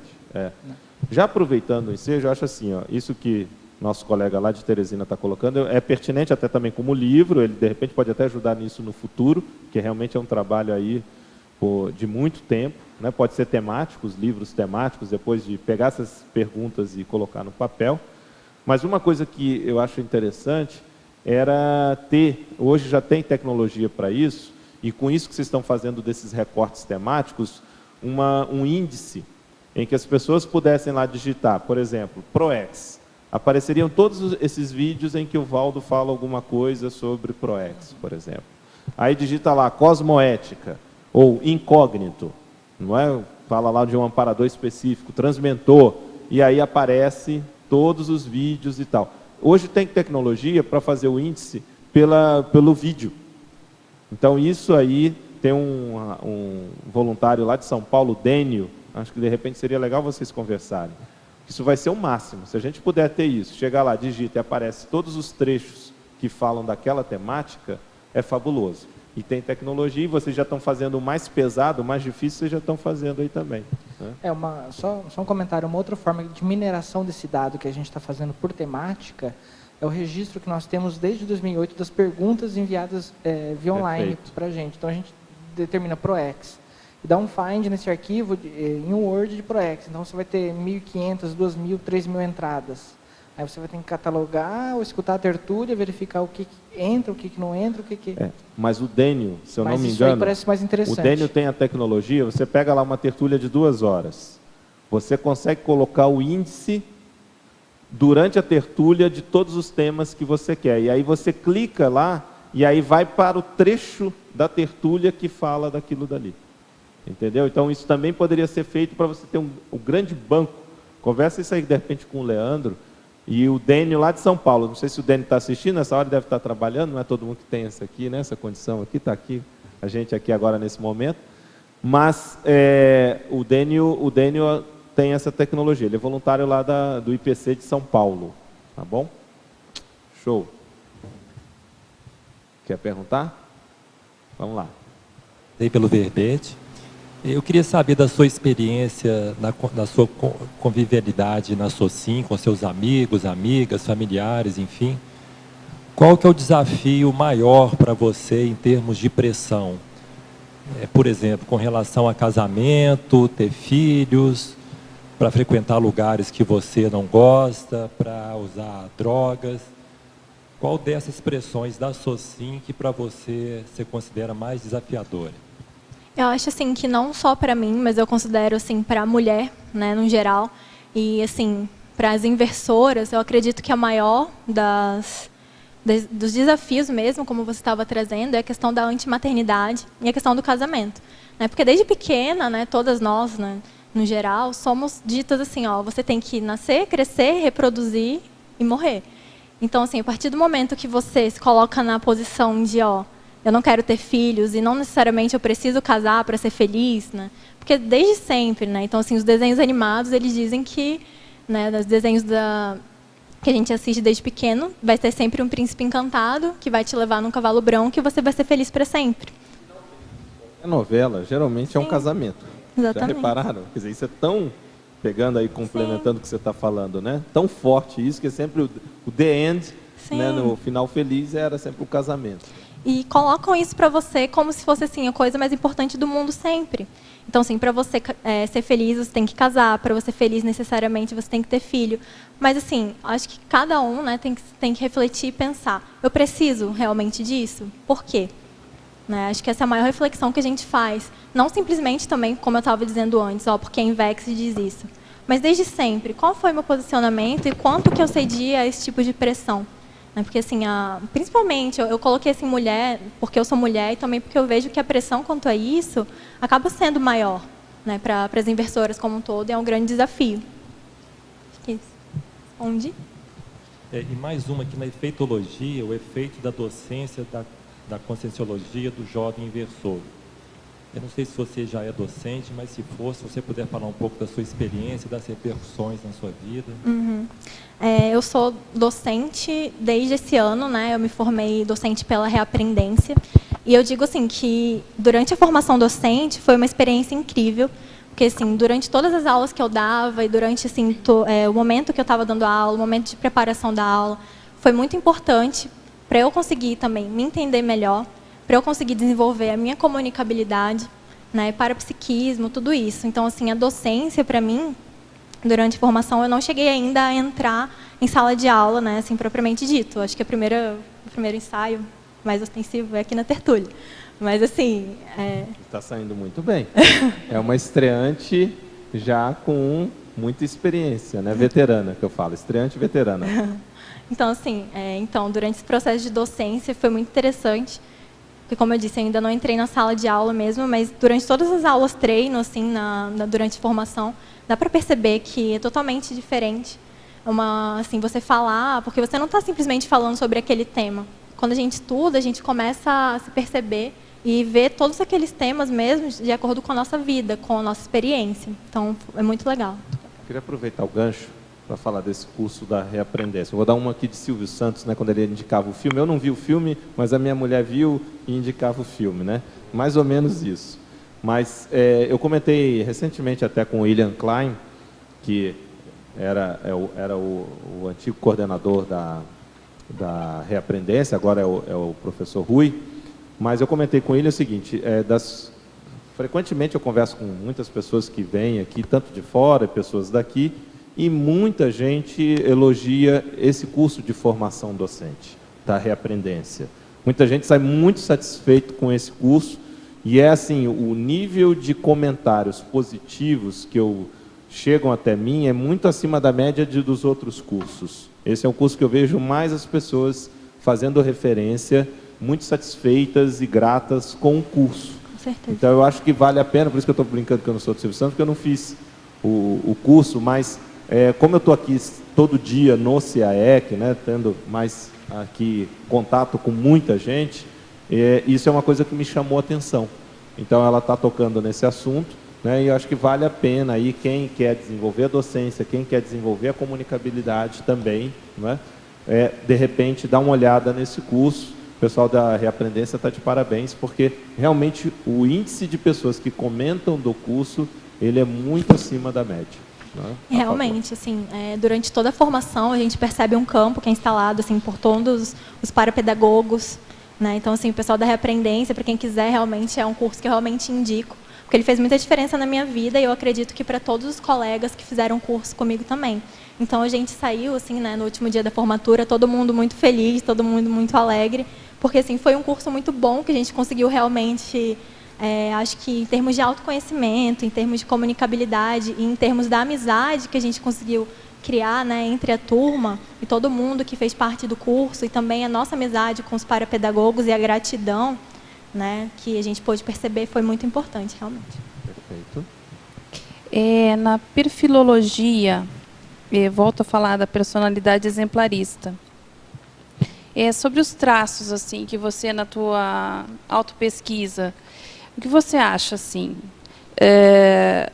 A personalidade exemplarista, ela se torna, no seu caso, um líder naturalmente e uma possível personalidade agregadora de caça-talentos? Ou, no seu caso, você acha que você teve mais uma tendência ao anonimato e só o perfil de exemplarista já causa uma heterorrecinha assim, automática nas pessoas? Pode repetir a primeira parte, só para ficar um pouco mais claro? Com a sua autopesquisa, tá? Que você detectou primeiro em você, com a personalidade exemplarista, você tem a tendência a ser um líder natural onde você chega, agregando talentos, ou você, quando chega, você naturalmente, com o seu exemplo, as pessoas já dizem, poxa, ela é calma, eu quero ser assim, né? Já foi indagada a respeito disso? Eu acho que é mais a segunda opção. Do anonimato. Sim, acho que é mais assim, porque eu nunca fui assim, eu sempre fui uma pessoa mais calma de fato, assim, pela forma de falar, né? Sempre fui. Mas eu acho que isso chama bastante atenção por conta da personalidade mesmo. Isso acaba sendo um exemplo, como você mesmo estava falando, né? Acaba ocorrendo naturalmente por conta, acho que, da questão de outras vidas também, mas também ao longo da minha vida, os aportes que eu tive. Né? Então, isso é muito importante. Assim, por exemplo, a questão de... Isso cabe também para a autopesquisa de quem quiser pensar sobre isso, mas, assim, quais foram os aportes que eu tive desde a minha infância? Quais foram, assim, os benefícios? A questão de escola, se você já teve a possibilidade de fazer intercâmbio, falar outras línguas. Então, assim, desde pequena eu também tive a oportunidade de falar inglês, por exemplo. Né? Então, eu acho que em algum momento da minha proexis isso vai ser uma coisa que poderia ser utilizada, certamente. Então, assim, eu acho que tem mais a ver com a autopesquisa e você conseguir ver quais foram os aportes, as coisas que eu tive desde pequena, que naturalmente eu já fazia, mas não se acomodar com apenas isso. Eu acho que assim, está em constante qualificação, como a gente estava falando antes também. Constante qualificação desse exemplarismo. O traço maior, então, você acha que seria a própria presença ali, o exemplo em si, assim, não que esse exemplo vá agregar pessoas, que vá... Acho que o exemplo em si é o mais importante, né? Assim, a questão da teoria, né? A gente fala bastante da verbação também. A gente pode falar muito, a gente pode assistir muitos cursos, a gente pode falar o que quiser, assim, por exemplo, para as pessoas que estão à nossa volta. A gente vai estar sempre falando do que a gente aprendeu. Mas quando você vivencia, quando você dá o exemplo de fato, isso faz toda a diferença. Porque a pessoa não vai ver que simplesmente você estava falando, mas você não age da maneira como você fala. Como é que é isso? Então, assim, naturalmente isso vai ser uma cobrança, né, das outras pessoas e acaba sendo uma autocobrança também. Porque você acaba se sentindo mal, assim, como é que eu estou falando de uma coisa que eu não vivencio de fato? Né? Então, o exemplo também é isso. O exemplo é isso, na verdade. É você vivenciar e é você, a partir das suas vivências, a partir do que você tem de melhor, você conseguir passar isso para as pessoas. Né? Porque, assim, eu acredito que, muitas vezes, o jovem, por ser jovem, a gente pensa assim, a gente tem muito tempo, né? A gente tem muito tempo para fazer muita coisa ainda. Mas será? Será mesmo? Assim, por exemplo, eu vejo que com 20 anos, às vezes eu penso, nossa, estou atrasado em tanta coisa. Eu fico pensando, cara, que coisa. Então, assim, assim, uma autopesquisa para todo mundo. A gente pensar, como que eu quero estar quando eu tiver com 70 anos? Tem muita gente que chega com 70, 80 anos e, nossa, o que eu fiz da minha vida, de fato? O que eu consegui deixar para as pessoas? Né? O que eu consegui passar de mim mesma, o que eu consegui deixar para o mundo que eu vivo, para o mundo que eu vivi, para as pessoas com que eu convivi. Então, assim, vai ter sempre a ver também com a nossa convivência sadia, não é a convivência sadia com o mundo, era como a gente estava conversando antes, é a convivência sadia que começa com quem está morando na mesma casa que a gente. Isso vai se expandindo aos poucos para os nossos amigos, para a família, E assim vai, né? Para a questão do polikarma mesmo. A gente conseguir passar para muita gente, primeiro a gente tem que conseguir entender quem eu sou e conseguir passar isso para quem está próximo também. Adva, parabéns pelo verbete. Eu queria saber de você, no caso lá de Manaus, quando você saiu de lá, você era a única e última inversora. A última das moicanas. Das moicanas, né? Como é que a gente pode fazer lá para... Acho que você estando aqui, você teve a visão de lá, e agora você está, né, com uma outra percepção, tudo. E como você conhece lá a nossa cultura, o que você acha que a gente poderia estar fazendo lá para retomar, né, esse acolhimento aí para os inversores? Né? Bom, Olegário, eu acho assim, como eu estava falando anteriormente para a Viviane, né, eu acho que assim, a questão das redes sociais é extremamente importante. Então, focar muito no Facebook, né, assim, nas postagens do Facebook, tentar colocar assim, toda semana, ou, por exemplo, de 15 em 15 dias, alguma postagem sobre inversão existencial, e ter alguém que cuide disso de forma periódica, né, não deixar para lá. No seminário de pesquisa, se possivelmente, assim, se tiver algum jovem fazendo curso, fazendo CIP, fazendo CPC, chamar esses jovens para participarem do seminário de pesquisa, porque é uma coisa aberta que pode ser, qualquer um pode apresentar, né? A pessoa que está dentro da conscienciologia não precisa necessariamente ser voluntário. Então, o seminário de pesquisa, eu acredito que seja muito importante também, porque eu já vi, assim, é uma oportunidade de quem está chegando, mas, ao mesmo tempo, já tem algum tipo de conhecimento, colocar a sua vivência, né? E aí, que tipo de temas você acha que seria interessante colocar como atrativo dentro das redes sociais? Você acha que a pessoa despertaria algum interesse para o jovem? Eu acredito que procurar, assim, puxar para a parte da programação existencial. Tá. Por exemplo, assim, qual o seu propósito de vida, mas focando para o jovem. Uhum. Porque isso chama muita atenção. Quando a gente fala assim, nossa, com 70 anos, você já parou para pensar que você pode se arrepender de não ter feito nada de bom na sua vida? Isso chama muita atenção. Okay. Do jovem, principalmente. Mais uma pergunta aqui. Essa página 12, teoriologia.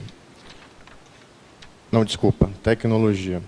A técnica da escuta atenta paciente. Você poderia explicar um pouco mais em relação ao tema do verbete? Não sei se já foi perguntado isso. Não, acho que comentei um pouco, mas não muito. A técnica da escuta atenta paciente seria justamente quando alguém, assim, né, alguém chega para conversar, alguma coisa assim, você procurar escutar além das entrelinhas, além daquilo que a pessoa te mostra, assim, na hora, o que você vê.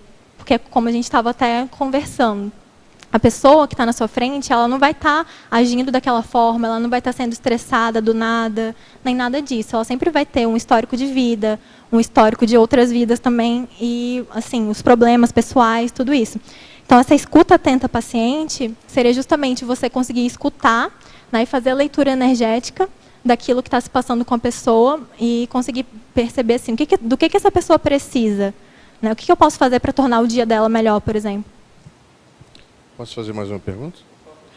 Na ciclologia, na mesma página 12, a segunda linha, o ciclo observação, reflexão e imitação. Se puder, eu não tinha ouvido ainda esse ciclo aqui. Se pudesse explicar. Claro. Observação, reflexão e imitação. Primeiramente, quando a gente fala de exemplo, a gente observa aquilo que está sendo mostrado, né? E depois a gente faz uma reflexão acerca daquilo que está sendo observado. Por exemplo, eu estou vendo um exemplo positivo, alguém está fazendo uma coisa que eu gostaria ou achei interessante. Então, assim, aí você vai fazer uma reflexão sobre aquilo. Será que isso é bom? Será que isso é realmente positivo? Eu agiria dessa forma? Como que é isso em relação à minha própria manifestação?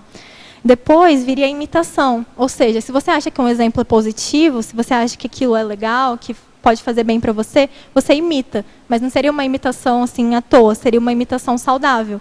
Que seria você captar o exemplo e agir de acordo com aquilo, no seu dia a dia também. Entendi. Seria no sentido de reproduzir o ato, exatamente. Né? Ok, uma reprodução. Sintetizando, seria isso. Ok, obrigado.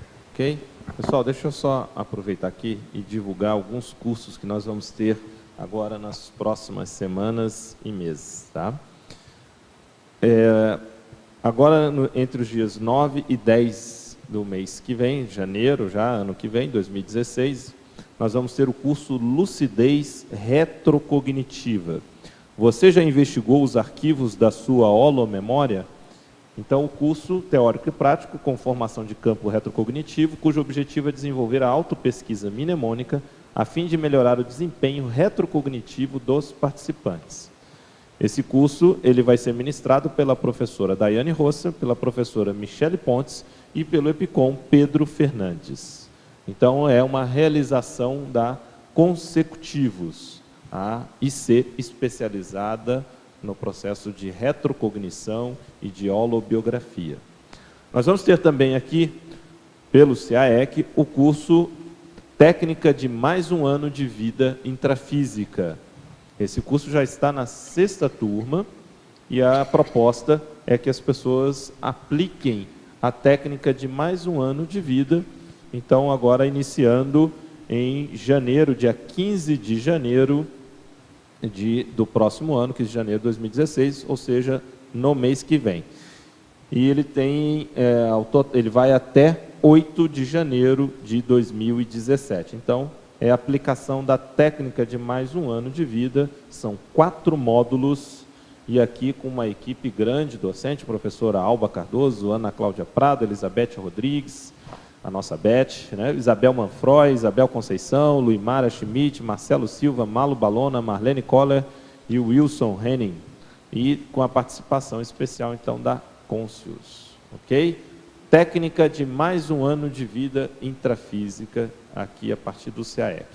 Nós também vamos ter, no próximo mês, consequentemente, próximo ano, nos dias 23 e 24, então, de janeiro de 2016, o curso Como Fazer Dicionários. Interessantíssimo, uma introdução à dicionarística aplicada.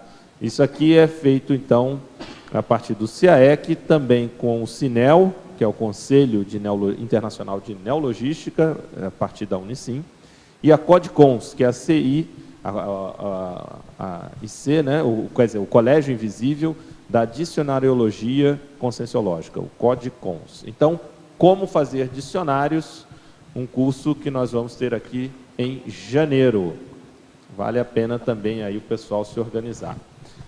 Quero também falar, esse curso eu estou mais diretamente relacionado, que é o curso Balanço Existencial, que vai ocorrer entre os dias 6 e 9 de fevereiro, agora, então, em 2016, no Carnaval. A proposta do curso é ajudar a pessoa a fazer um balanço da vida dela, desde o nascimento até os dias de hoje, fazendo um inventário de tudo que ela acertou, do que ela errou, do que ela conquistou, do que ela se omitiu, do que ela se enganou, mas do que ela acertou também, e fazendo a partir daí um plano de ação. O que ela vai realizar nos próximos anos, a partir do saldo desse balanço, contemplando as várias áreas da vida. Profissão, parapsiquismo, a questão de grupo karma, financeira, assistenciologia e tudo mais. E nesse curso nós vamos ter vários convidados. Para dar aqui alguns destaques, nós vamos ter o professor Francisco Mauro, que vai falar sobre uma condição de uma retrovida. Nós vamos ter o professor Antônio Magalhães, que vai falar sobre do dogma à ciência, ele que chegou a trabalhar também na diplomacia da Igreja Católica, no Vaticano, então uma experiência riquíssima, e vai abordar essa questão da saída da religião e a chegada na Conscienciologia. Nós vamos ter também a professora Sancha Espínola. A professora Sancha, ela tem 17 anos, ela, segundo o professor Valdo, foi a consciex que ele psicografou em um dos seus livros, que era Maria Celeste. O professor Valdo, ainda na época do Espiritismo, psicografou acho que uma ou mais de uma obra, que era a consciex Maria Celeste, que é a professora Sancha, segundo o professor Valdo, e que também foi mãe dele em uma outra vida. Então ela vai falar sobre essa condição. Então o curso tem outras atrações também, isso tudo dentro desse curso, para que a pessoa possa fazer um balanço da sua vida. Vale a pena aí participar. E por último, eu queria aqui também chamar a atenção para o curso Reciclagem das Posturas Monárquicas, cujo tema vai ser Intelectuais nas Cortes. Ele irá ocorrer nos dias 19, 20 e 21 de fevereiro. Então, o curso aqui ministrado pelo CIAEC vai apresentar, então, a questão da reciclagem das posturas monárquicas, com essa ênfase da intelectualidade dentro da monarquia. A equipe de professores conta com a Flávia Auar, Jarbas Paranhos, Pedro Gomes, Laura Sanches, que é a coordenadora, Lilian Zolê, Luiz Espósito e Luiz Gonçalves. Então, vale a pena também para quem tem interesse de reciclar posturas monárquicas participar deste curso. Ok? Bom, vamos lá. Quem gostaria? Vamos lá. Eu gostaria de saber mais sobre política da diferença, na página 13, politicologia.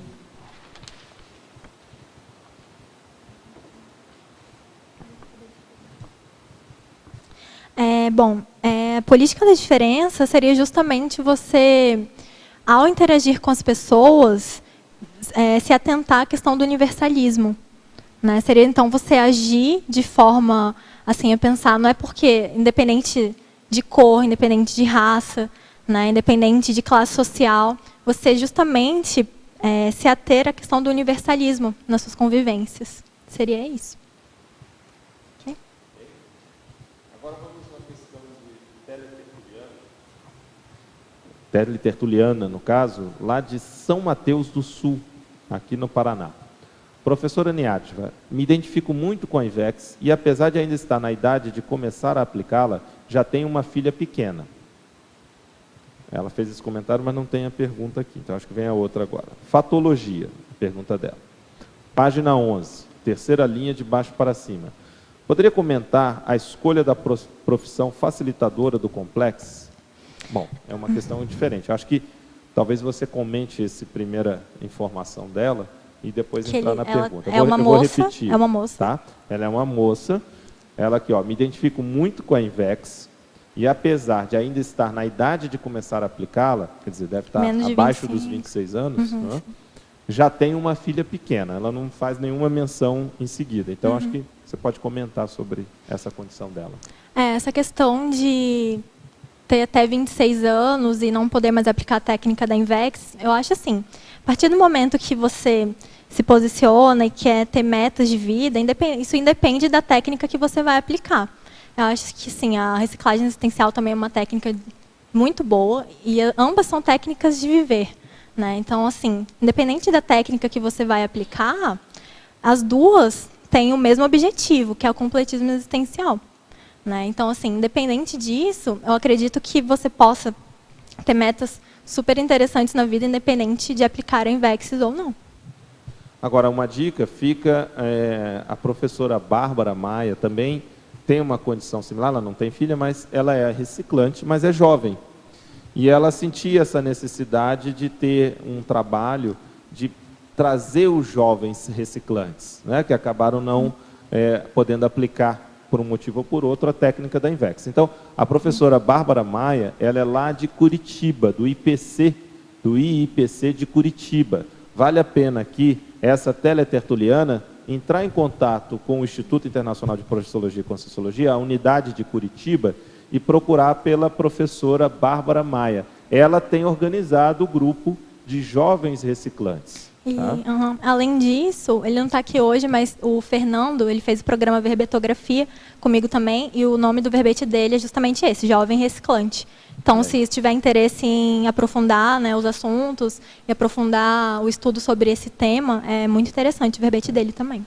Então, ó, fica tranquila que tem muita gente também nessa condição e pode fazer, obviamente, o intercâmbio com os inversores, mas são os jovens que têm o perfil de inversor, mas que já estão na condição de reciclantes. Então, vale a pena você trocar ideias aí, tanto o Fernando quanto a Bárbara, lá de Curitiba. Tá? Agora vamos à questão, então, dela, Niádva. Fatologia, página 11, terceira linha, de baixo para cima. Poderia comentar a escolha da profissão facilitadora do Complexes? Bom, a escolha da profissão facilitadora do Complexes é bem interessante, porque, assim, durante a juventude, né, principalmente terceiro ano, né, do ensino médio, tudo isso, vem toda aquela pressão social em cima de todo mundo, que ó, você tem que ter uma profissão, você tem que ser bem-sucedido, e você tem que escolher isso agora. Né? Então, assim, é muito interessante pensar nisso, porque para a pessoa que está justamente nessa fase, parar para pensar do que eu gosto, né, o que eu realmente quero para a minha vida. E se você pensa assim, daqui a 30, 40 anos, eu me vejo fazendo a mesma coisa que eu estou escolhendo hoje?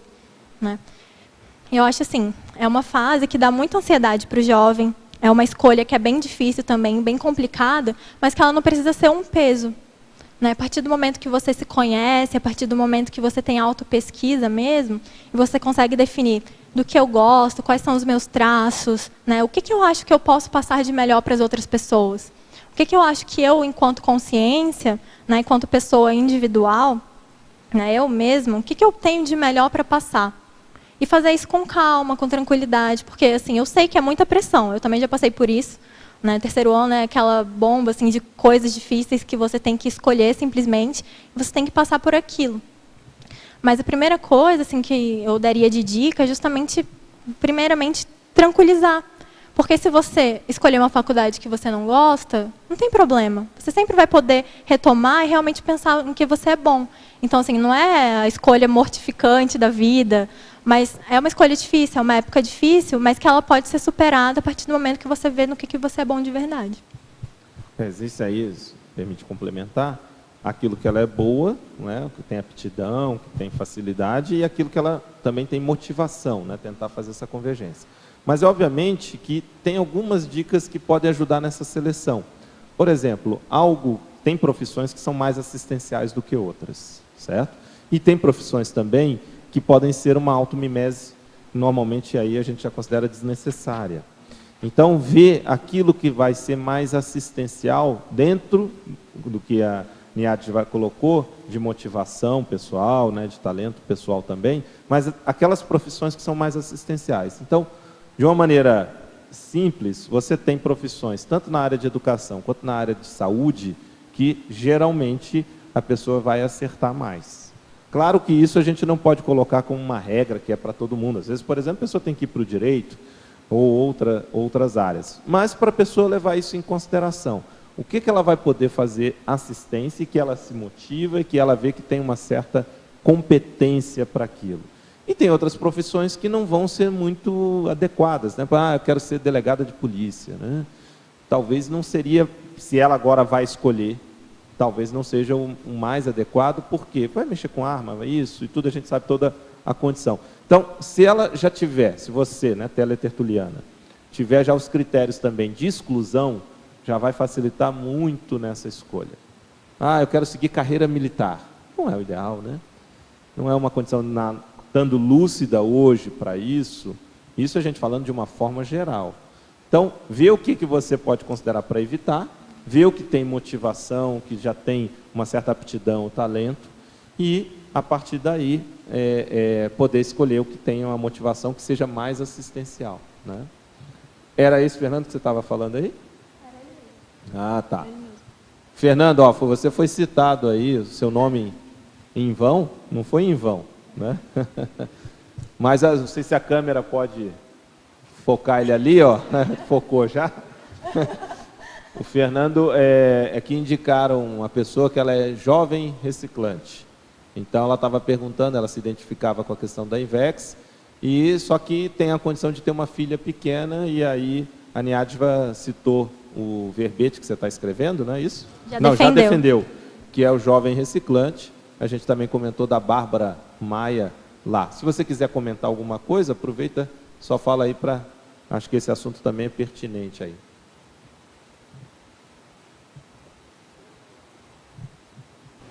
Alô? Boa tarde, então. Eu apresentei o verbete, foi no dia 1º de novembro, se quiser localizar a tertúlia, né? E a Bárbara, ela coordena o Greenvex em Curitiba. Greenvex não, o GPC... Gressex, desculpa. E ela está lá em Curitiba, formou um grupo assim, de jovens que perceberam essa questão de buscar acelerar assim, a evolução, mas numa condição de jovem ainda, mas não aplicando a INVEX. Então a gente de alguma forma, está estudando esse tema, buscando mostrar que a gente tem técnicas para conseguir evoluir mais rápido, retomar assim, as atividades da Proexis, e também, de alguma forma, a gente tem contato com pessoas que podem eventualmente nem ter feito um planejamento mais preciso, mas que estão em tempo de otimizar essa vida, né? Perfeito, excelente. Então tá aí os contatos, né, as indicações. Bom, Niadiva, agora nós temos uma questão vinda da Alemanha. A verbetógrafa, Culturologia, página 14, segunda linha. Como se consegue perceber alguns exemplos de cultura da autolibertação dos idiotismos culturais no nosso cotidiano? E o que seria, primeiramente, um exemplo pertinente de idiotismo cultural? Bom, idiotismos culturais são conjuntos de padrões, né, de uma determinada cultura que não são evolutivos. Ou seja, a gente pode dizer que não agregam valor nenhum àquela determinada cultura. Tá? Então, assim, um exemplo de idiotismo cultural no Brasil, por exemplo, seria a corrupção, o jeitinho brasileiro. Né? O fato da gente estar toda hora falando mal do governo, falando mal dos políticos, falando mal da presidenta, falando mal de todo mundo, mas quando a gente vai agir no nosso dia a dia, nas nossas manifestações, a gente está simplesmente agindo de forma corrupta, furando fila, né? Agindo de uma forma que não é evolutiva também. Então, assim, acho que a cultura da autolibertação dos idiotismos culturais seria justamente, primeiramente, a gente perceber quais são esses idiotismos culturais, né, as coisas que não são pertinentes, que a gente percebe que não são positivas na nossa cultura, e se perguntar, eu preciso agir dessa forma só porque a minha cultura diz que é assim, ou só porque todo mundo que é jovem, por exemplo, faz determinada coisa, eu também tenho que fazer? Então, a gente volta novamente a falar da questão da autocrítica, né, e da crítica, né, da heterocrítica também, de acordo com a cultura que a gente vive. Né, assim, eu acho que é muito interessante a gente pensar, legal, a gente nasceu no Brasil, identificar o porquê que a gente nasceu aqui, a gente realmente valorizar isso, porque não foi à toa. Mas, assim, o fato da gente defender, por exemplo, com unhas e dentes uma determinada cultura, será que isso é positivo? Né, será que a gente defender, assim, todas as formas de que a nossa cultura é melhor que a outra, que seria superior, será que seria positivo? Né? Então, assim, por que não agregar valor e perceber também o que tem de positivo, o que tem de legal em outras culturas? E uma profilaxia para isso seria justamente viagens internacionais, né? Intercâmbios, por exemplo, passar um período de tempo viajando para conhecer algum lugar, né? Se adaptando, falando outras línguas e conseguindo ver o que tem de melhor também na cultura das outras pessoas. Aqui em Foz é muito interessante isso, porque a gente mora numa tríplice fronteira, né? Então, a questão do Paraguai e Argentina, né? Então, é interessante a gente pensar também, né? Como que está a minha relação, por exemplo, com o pessoal que está aqui do lado? Porque muitas vezes a gente se coloca numa condição assim, é paraguaio, argentino, então, assim, justamente julgando aquela determinada cultura. Mas o quanto que... Será que aquela cultura também não tem algo de positivo para oferecer para mim? Né? Das culturas como um todo, no geral.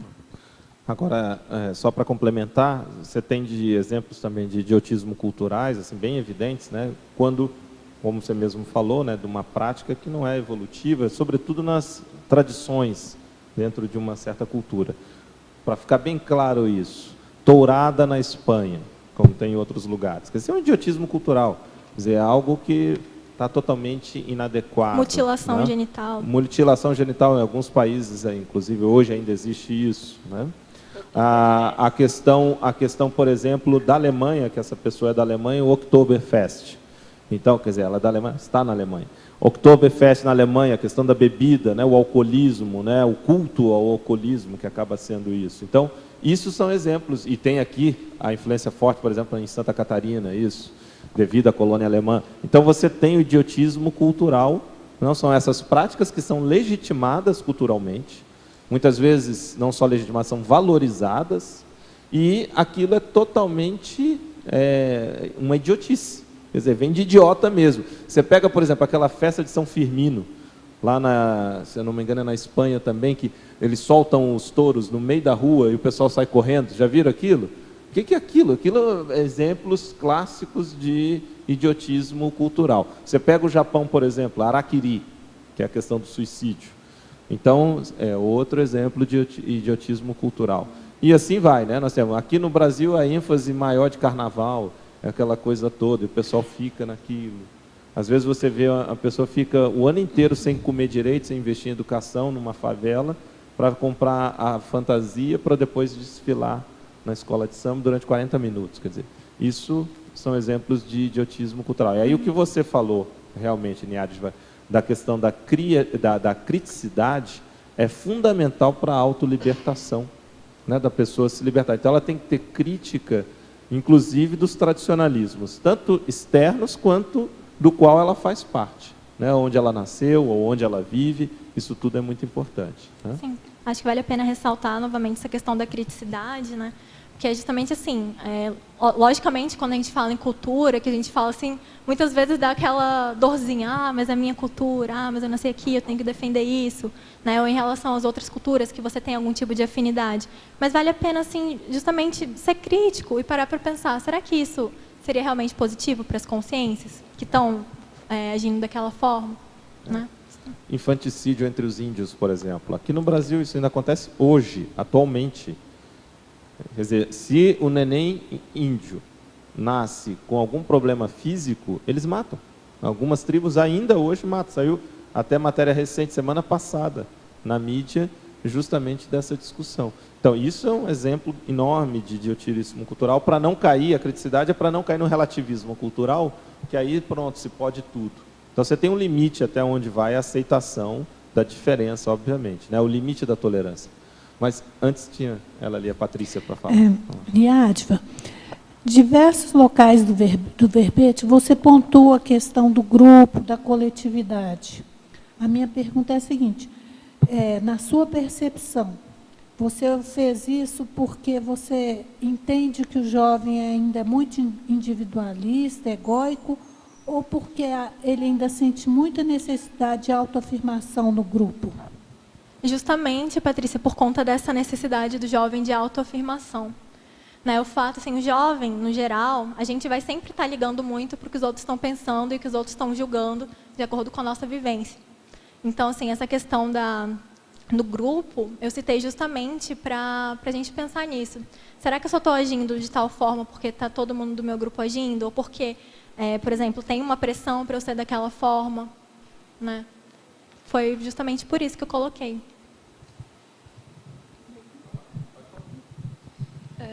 Aqui na ciclologia, o ciclo sadio de implementação de melhores hábitos.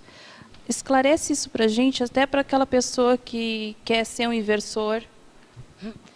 O ciclo sadio de implementação de melhores hábitos seria a gente não se acomodar no que a gente já está vivenciando. Ou seja, a partir do momento que a gente fez uma determinada reciclagem, ou a partir do momento que a gente mudou, ou está de alguma forma melhor, seria justamente eu pensar, ok, que bom, tipo, se parabenizar por isso, mas é também não se acomodar nessa situação para sempre estar conseguindo ser uma pessoa melhor, se reciclando e fazendo novas descobertas sobre si mesmo. Bom, Niadva, estamos chegando aqui, infelizmente, ao nosso final. Realmente, você tem aí competência, experiência e competência para poder abordar mais tema, e a gente viu aqui a quantidade de perguntas, né, tanto de teletertulianos e também aqui dos tertulianos aqui presentes. Realmente esse tema vale a pena a gente aprofundar cada vez mais. Quero lhe dar os parabéns, então, novamente pela estreia, e já estreou em alto nível, já com experiência de veterana. Muito bom. Espero, então, que você venha logo com o próximo verbete. Já tem aí um engatilhado? Como é que é? Está pensando. Faz um mistério. Técnica de geração de ansiedade. Né? Vamos aguardar. Mas sobre esse e outros temas que você possa aí trazer e contribuir, vai ser realmente muito rico. Parabéns. Obrigada. Então, agradecendo aqui a verbetógrafa, queria agradecer também a equipe aqui de suporte da Enciclosapiens, a professora Paula, que está aqui. Agradecer a equipe técnica no suporte, aqui o professor Christian, o professor Robson. Agradecer também aos tertulianos aqui presentes e aos teletertulianos que nos assistiram e também enviaram questões. E agradecer, obviamente, aos amparadores. Pessoal, muito obrigado e até a próxima oportunidade. No meu caso, amanhã estarei aqui de novo fazendo a mediação. Vamos então às nossas divulgações. Obrigado. As pontuações da tertúlia de hoje são 17 assinaturas no livro de presença, 22 perguntas presenciais e 16 perguntas respondidas online. Hoje teremos um recado. O Pedro e a Viviane com o curso Reciclagem das Posturas Monárquicas. Olá pessoal, eu sou Viviane, junto com o Pedro, em nome do CAEC, nós queremos convidá-los a participar da 8ª edição do curso Reciclagem das Posturas Monárquicas, que ocorrerá agora 19, 20 e 21 de fevereiro de 2016, aqui no CAEC, né, no hotel ao lado. O Pedro gostaria de destacar, né, uma atividade. Nós teremos nessa 8ª edição do curso uma novidade, que é um workshop, além do campo bioenergético que vai acontecer no domingo pela manhã, que já é habitual acontecer, e das palestras dos palestrantes. Vamos ter também uma oficina no sábado, no final do dia, que vai ajudar os participantes de uma forma prática a identificar traços do seu comportamento monárquico, para poder reciclar e poder se reconciliar com o seu passado em termos de monarquia, né? Então, esse workshop será uma parte prática também, que será bem interessante, é uma novidade do curso, né, dessa 8ª edição. Né? Exatamente. Então, pessoal, esse curso ele visa não necessariamente falar mal ou exaltar as posturas monárquicas, mas pelo contrário, criar um ambiente onde a gente possa exatamente ter um olhar conscienciológico, além de historiográfico, sobre essa realidade que ainda é tão presente, às vezes sem a gente se dar conta, nas pequenas posturas que a gente mantém. Então é um momento de autorreconciliação, né, e reconciliação com o nosso grupo extrafísico. Só relembrando, é 19, 20 e 21 de fevereiro de 2016, ok? Mais informações no CAEC, né, no site do CAEC ou no próprio telefone, 3525-2652. Obrigada. Obrigado.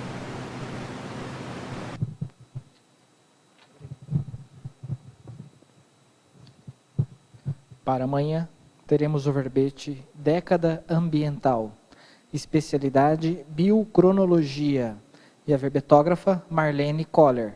Muito obrigado a todos e uma boa tarde.